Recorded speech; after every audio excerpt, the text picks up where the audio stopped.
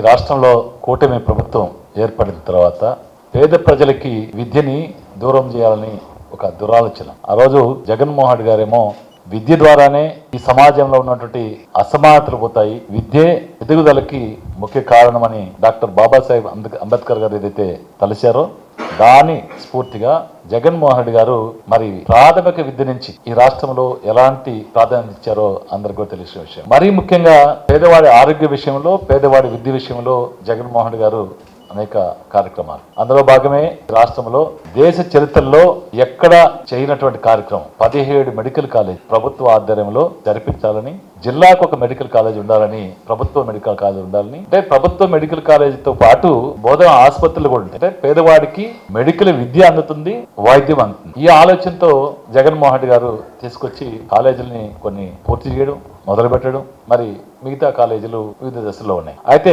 కూటమి ప్రభుత్వం వచ్చిన తర్వాత ఈ మెడికల్ కాలేజీలని, అంటే ప్రభుత్వ సొమ్ముతో ఏర్పాటు చేసినటువంటి మెడికల్ కాలేజీలని తనకు సంబంధించిన వారికి వ్యాపార దృక్పథంతో వాళ్ళకి పప్పు బెల్లాలకి కట్టబెట్టి మరి వాళ్ళని వ్యాపారం చేసుకోమని, విద్యను కూడా వ్యాపారం చేసే వ్యవహారాన్ని నడిపించడానికి చంద్రబాబు నాయుడు గారు ప్రయత్నం. మరి దీన్ని నిరసిస్తూ మా నాయకుడు ఈ రాష్ట్ర మాజీ ముఖ్యమంత్రి వర్యులు జగన్మోహన్ రెడ్డి గారు ప్రజలకి పిలిపించారు. ఒక ప్రజా ఉద్యమం లాగా దీన్ని వ్యతిరేకిస్తూ కోటి సంతకాలు సేకరణ చేసి మరి రాజ్యాంగ అధినేత గవర్నర్ గారి ద్వారా ఏదైతే చంద్రబాబు నాయుడు గారు ఆలోచన చేసి మరి ప్రైవేట్ పరం చేయాలని ప్రయత్నం చేస్తున్నారో దానికి అడ్డుకట్ట వేసి ప్రభుత్వ ధనంతో ఏర్పాటు చేసిన మెడికల్ కాలేజీలు ప్రభుత్వమే నడపాలి, పేదవాడికి విద్య అందాలి, పేదవాడికి వైద్యం అందాలనే ఆలోచనతో వారు పిలిపివ్వడం, మరి గ్రామ స్థాయి నుంచి మరి వైఎస్ఆర్ కాంగ్రెస్ పార్టీ నాయకులు కావచ్చు, కార్యకర్తలు కావచ్చు, అందరూ కూడా మరి ఈ కార్యక్రమాన్ని భుజానెత్తుకుని రచ్చబండ కార్యక్రమాల ద్వారా గ్రామ స్థాయిలో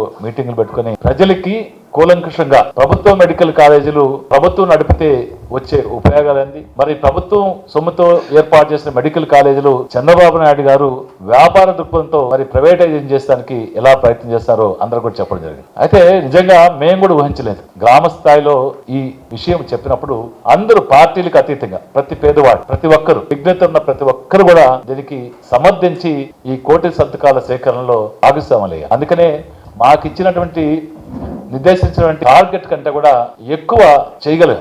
మరి ఈరోజు అందరూ కూడా రాష్ట్ర స్థాయిలో అన్ని నియోజకవర్గాలు కూడా బ్రహ్మాండంగా జరిగింది. ఎందుకంటే ప్రజల యొక్క ఆకాంక్ష ప్రభుత్వ మెడికల్ కాలేజీలు ప్రభుత్వమే నడపాలని. అందుకే అందరూ కూడా దాన్ని సమర్థించారు. అందరూ కూడా మా నాయకులందరూ కూడా ధన్యవాదాలు తెలియజేసి, ఎందుకంటే అందరూ కూడా గ్రామ స్థాయిలో ప్రతి ఒక్కరూ కష్టం అనుకోకుండా అందరి దగ్గరికి వెళ్లి చెప్పడం, సంతకాల సేకరణ చేసడం అన్ని కూడా జరిపించాం. మరి వాటిని రేపు మా నాయకుడు నిర్దేశించిన ఉద్దేశం ప్రకారం మరి నియోజకవర్గ కేంద్రాల నుంచి జిల్లా కేంద్రానికి తీసుకొచ్చి అవన్నీ కూడా ఇప్పుడే పెద్దలు చెప్పారు, వాటన్నిటినీ ఊరికే ఆషామాష చేయలేట్లేదు. వీటి చేసిన సంతకాలు చేసిన ఇవన్నీ కూడా రేపు మీ ముందే పెడతాం.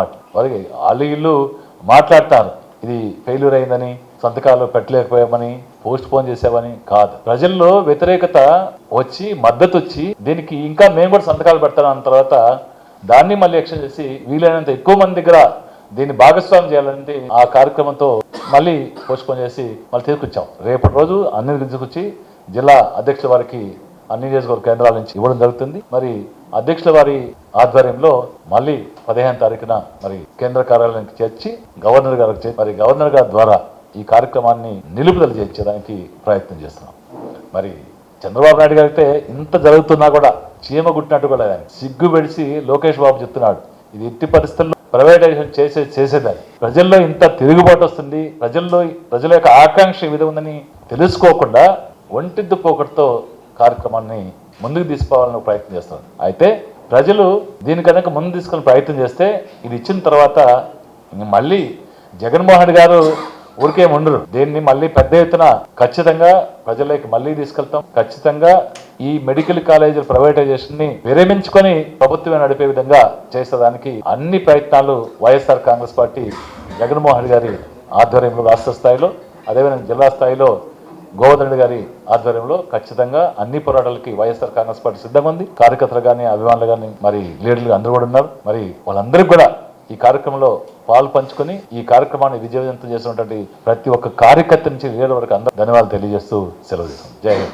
శుభమస్తు షాపింగ్ మాల్ లో క్రిస్మస్ కార్నివాల్ సంక్రాంతి ఫెస్టివల్ 2 కార్లు 39 స్కూటర్లు మీవే. ప్రతి 1000 రూపాయల షాపింగ్ పై కూపన్ పొంది డైలీ డ్రాలో ప్రతి రోజు ఒక అల్ఫా లైట్ స్కూటర్, 2 పండగలకు 2 నిస్సాన్ మ్యాగ్నైట్ కార్లు గెలుచుకునే అవకాశం. మేమింతే తగ్గించే అమ్ముతాం. 1000 రూపాయల లైట్ వెయిట్ పట్టు శారీ 333 రూపాయలు, pattern synthetic sari 199, 2 double cot bed sheets 450, 2 branded cotton pants 699, 2 girls coord sets 599 రూపాయలు, 3 జైపూర్ ఫ్లైర్ కుర్తీస్ 699. విచ్చేయండి. Shubhamastu shopping mall, BRC centre, Nellore.